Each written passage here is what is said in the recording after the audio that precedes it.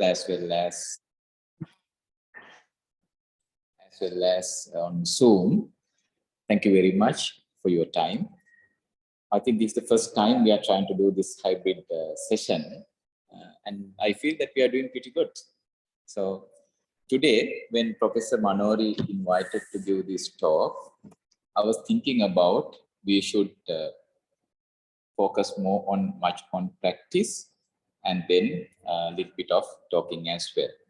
So therefore, the today's session, I would like to divide it into 3 sects. The first part is that a brief talk again, and then a practice session, and then later we will have a brief Q&A session.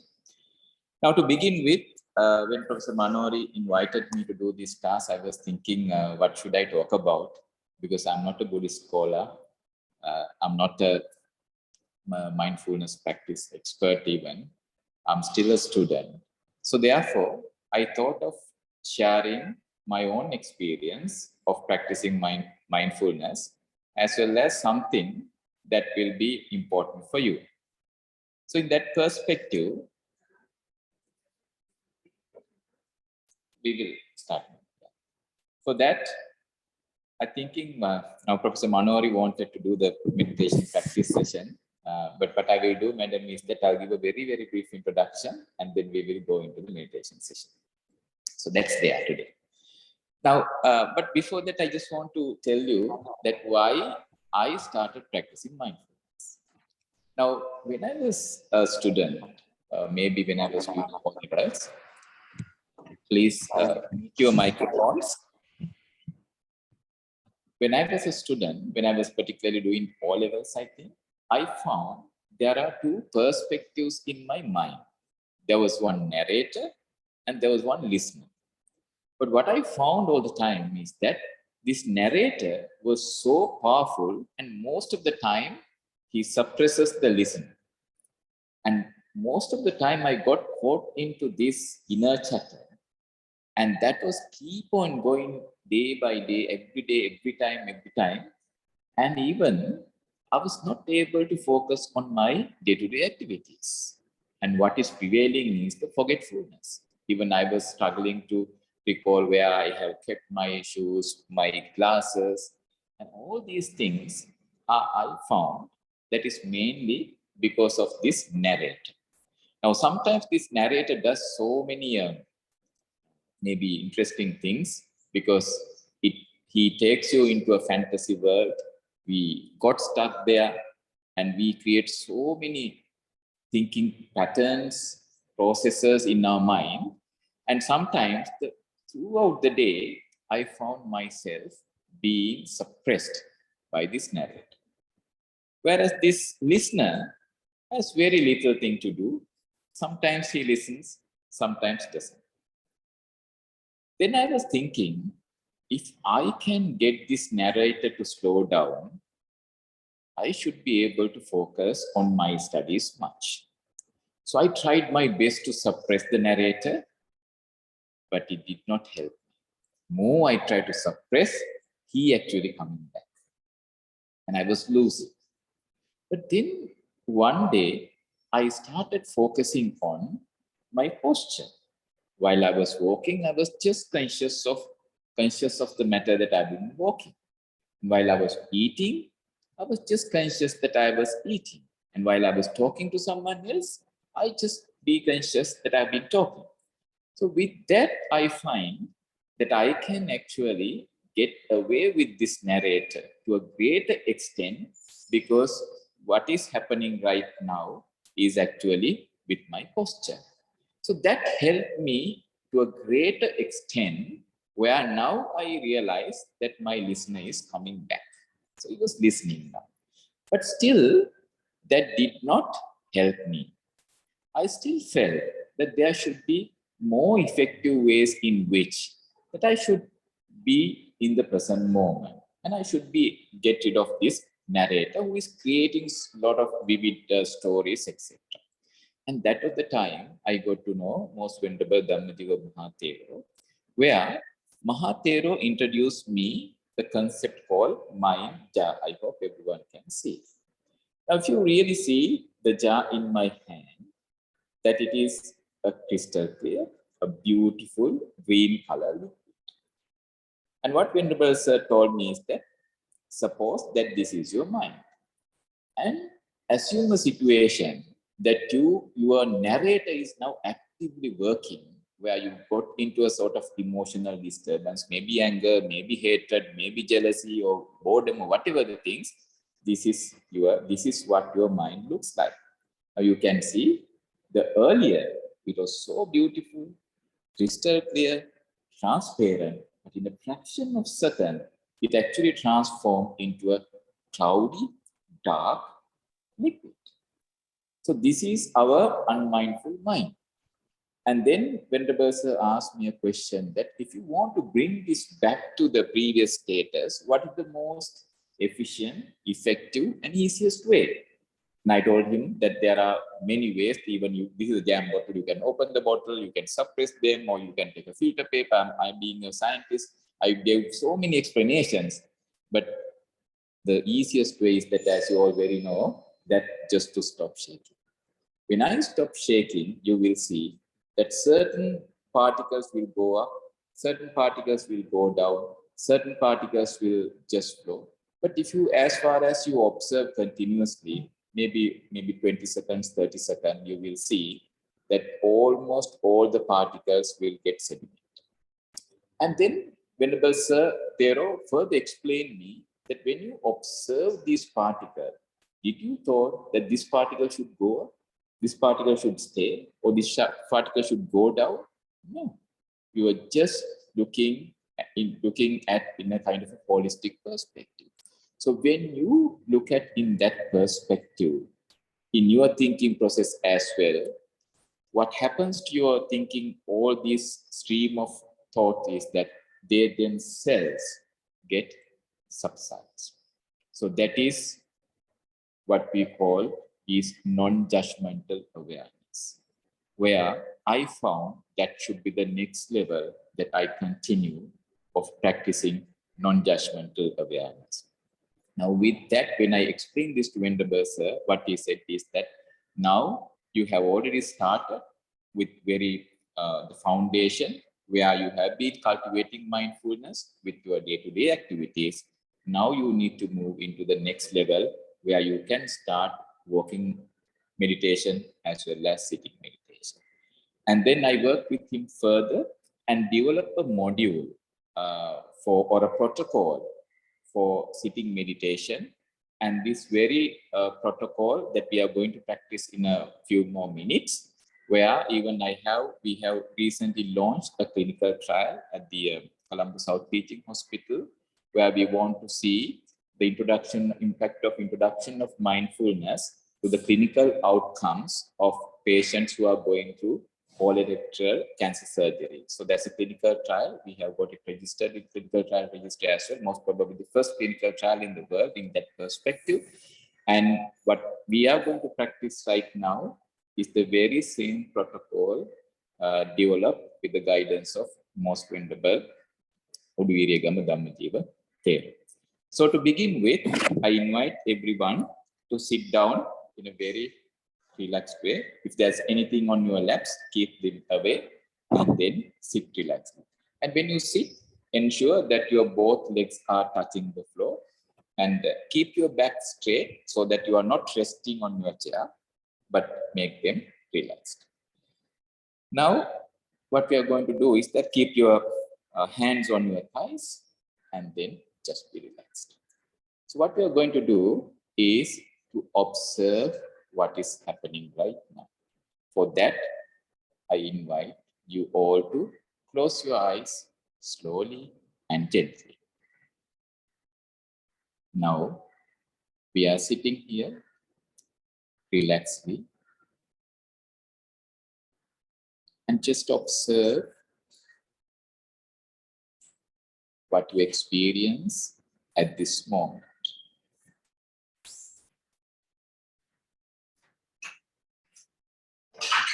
See whether you can experience your pressure points, the way your legs are touching the floor, your weight on chair, your back straight but relaxed, your hands on your thighs. And if you want, you can slowly adjust your head and neck and find the most comfortable position to keep them. Now, we are sitting here relaxedly and comfortably.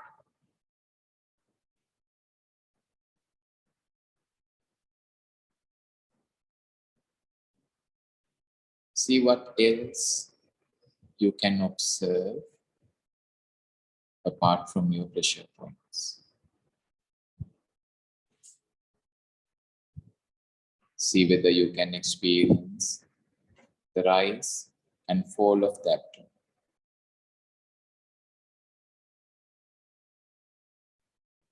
Or in breath and out breath. Sometimes you may experience the beating of your heart,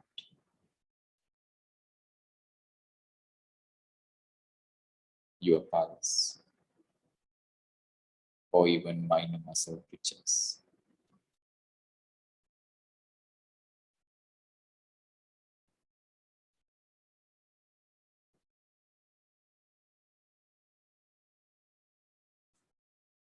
Whatever you experience, just be conscious of all the things happening right now as a whole, as if we are looking at those glittering particles in the mind jar.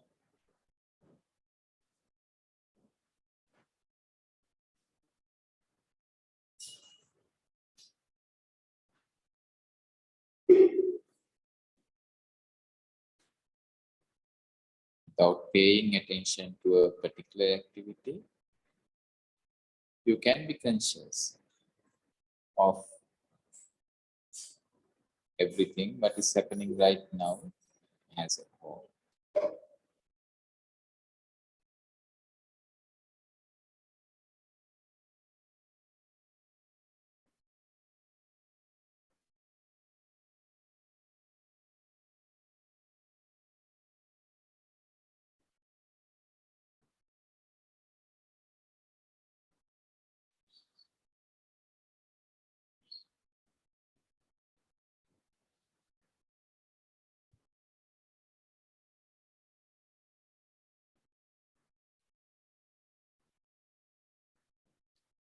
While you are trying to be in the present moment, sometimes there may be situations where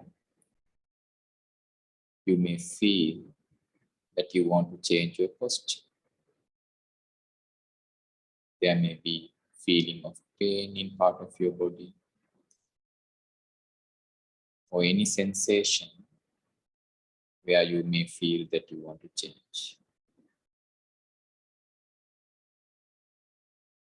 So if such needs arise, just be conscious of those needs as well, or the sensation,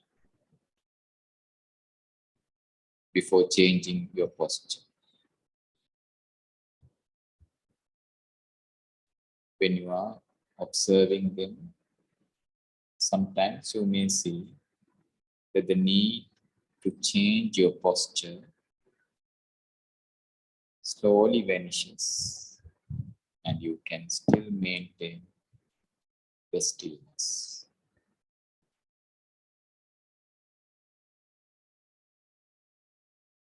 From this point onwards,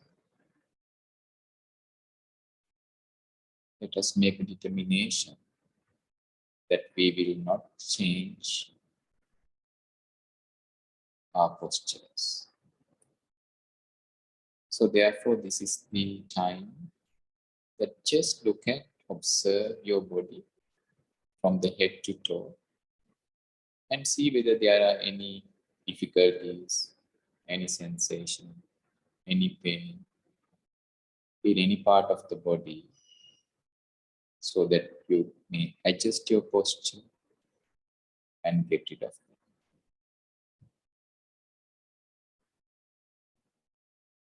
From this point onwards, let us make a determination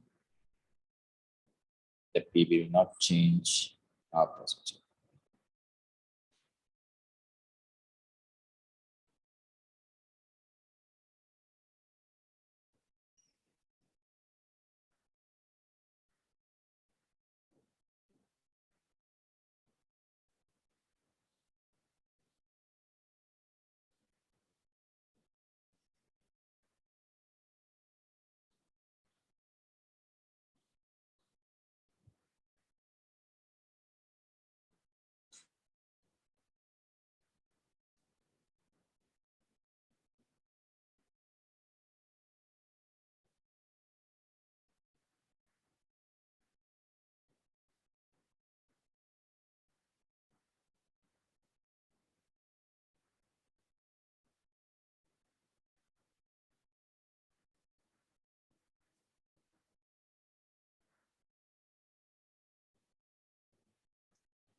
When we are observing the present moment, sometimes without knowing,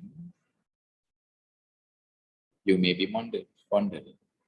There may be thoughts which are related to your past, or you may be thinking something that you are going to do after this session. Or there may be thoughts which are totally irrelevant to the present moment. No sooner you identify that there are thoughts in your mind, just be conscious of those thoughts. If you want, you can put a label: thinking, thinking, planning, planning,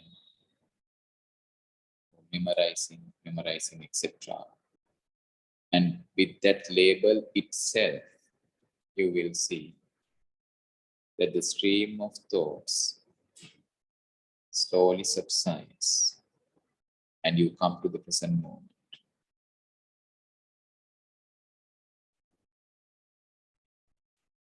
How do you know that you come to the present moment? That's where you started experiencing your pressure points, your breath, the beating of your heart, your pulse. If you experience what is happening right now, that's a good indication that we are in the present moment. So whenever your mind wanders, you may apply the same technique without suppressing your thoughts, without letting them proliferate. Just observe as they are not your thoughts. Just become an independent observer. And that observation itself will help you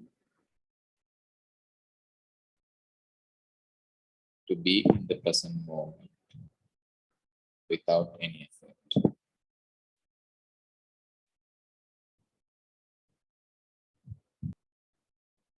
When you are capable of maintaining your mind with what is happening right now, you may see that sometimes your mind will settle on one prominent activity.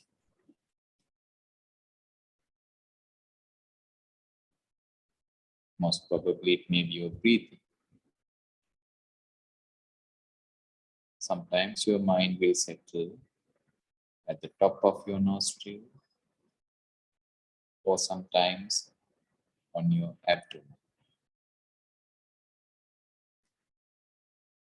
When it happens, just observe what happens at that particular place. You can take a cross section and you can observe the in breath and the out breath. If it is the top of the nostril, you may be feeling that the beginning of the in breath, sustaining of the in breath, cessation of the in breath. And you will see that there is a gap between the in breath and out breath. And again, you will see the beginning of the out breath, the out breath itself, and the cessation of out breath. And then the gap between the out breath and the in breath. If your mind settles at your abdomen, it may be the same procedure. The beginning of the abdomen, the rising of the abdomen, beginning, the rising itself, and the cessation of the rising of the abdomen.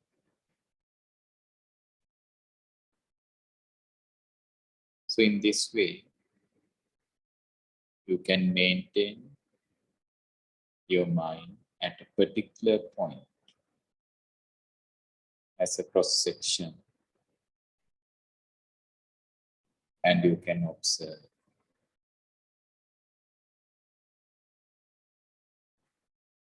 what is happening with the time.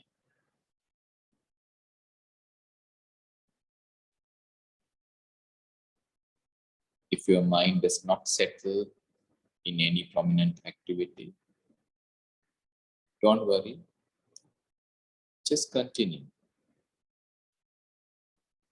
and be conscious of what is happening right now. You will find your way.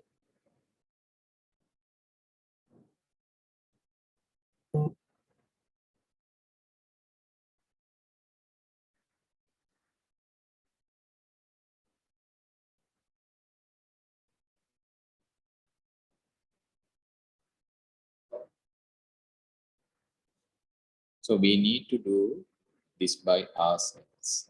So far, I have guided you all, but this point onward,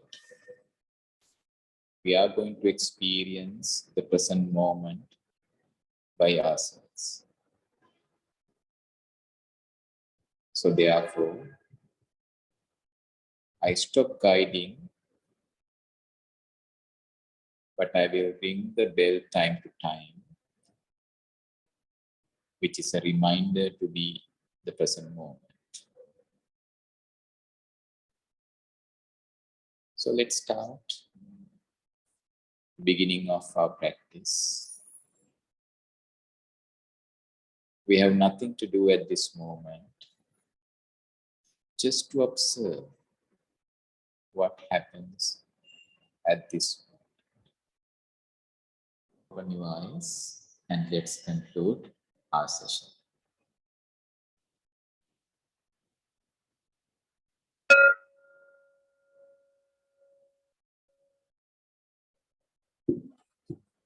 Thank you very much.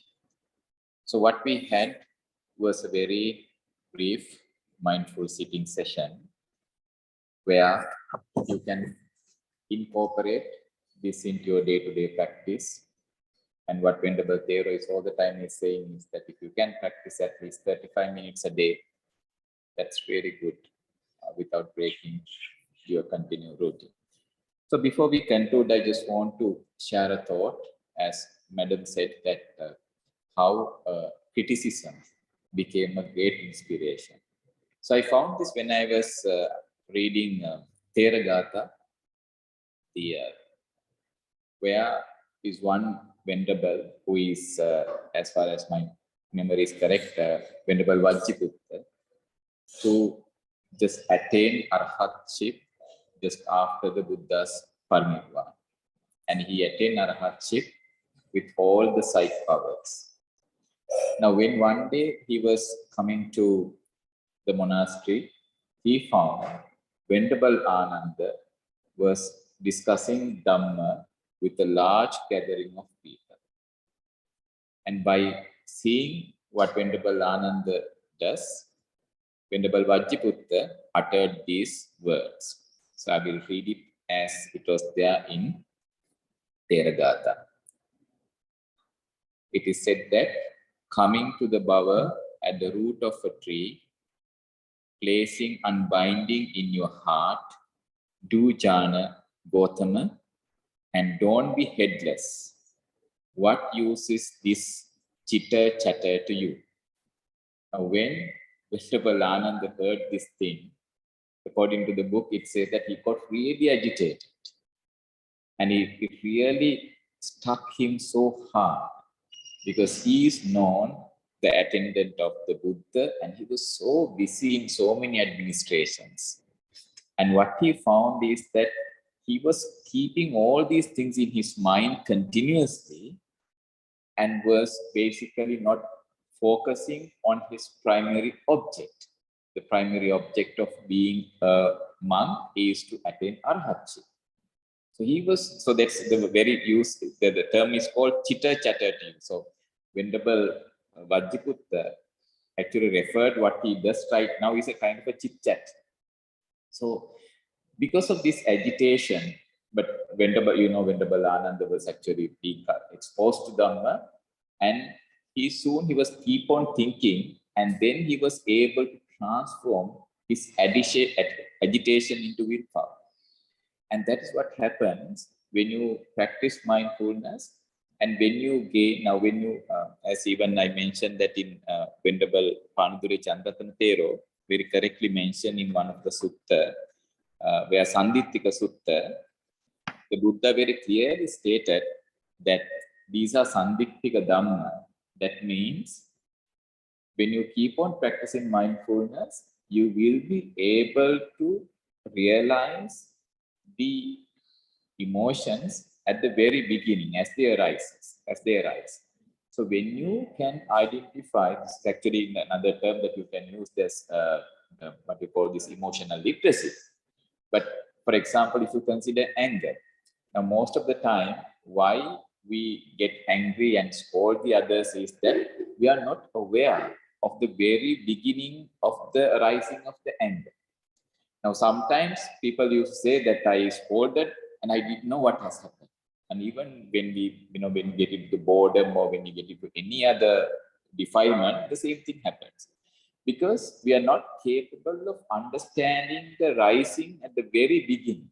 So what Buddha said is that even you can experience that from the practice itself, is that when you continue to practice mindfulness in a deeper way, you will start realizing that the very nature of these defilements or these emotions at the very beginning, and therefore so it's so easy to transform it to whatever the format you want. I think, Madam, the last time there was also discussion came, when we get anger, what should we do? Do we suppress it, or what should we do these things? So I feel from my experience is that whatever these, we say that unwholesome thoughts or wholesome thoughts have the same elements. It's just the change of the composition. And you can easily transform maybe anger into compassion, maybe boredom into willpower. It's like that. Whatever the way, you can use them in an effective way so that you can communicate with the others. So what Venerable Ananda did was that after hearing this criticism, he started practicing intensively, and it is said that throughout the night, he kept on practicing doing mindful walking, and then at the end of the day, he went to the bed, and then while laying down, he attained arhatship. And at the later point, the Arahat Anand also has uttered a Theragatha where he said, I quote, I have attended I have attended on the teacher and fulfilled the Buddha's instructions. The heavy burden is laid down. I have undone the attachment to being reborn in any state of existence. So this is the Theravada uttered by Venerable Ananda. So that is how Venerable Ananda, so this is actually widely being discussed in some books. It said that this agitation actually, it was a Devata who caused this agitation, knowing that Venerable Ananda is not focusing in his main objective where he was trying to attend to those minor details. So this is a great learning for us, where we all need to think about why we practice mindfulness. Sometimes when I talk to some people, I found that even for myself, when I go home, the whole day, whatever the things I have done throughout the day actually keep coming to my mind. Now what I felt is that I'm still doing those activities because they have done completed long ago. Still they are running in our mind. We have not stopped. But if you can be conscious of the present moment, immediately you can come back to the present moment and then continue with what you do right now. So let's continue our journey of practice of mindfulness, which will definitely help us to get rid of this samsaric journey. So with that, I conclude the session. Thank you very much. And would you like to transfer me this matter?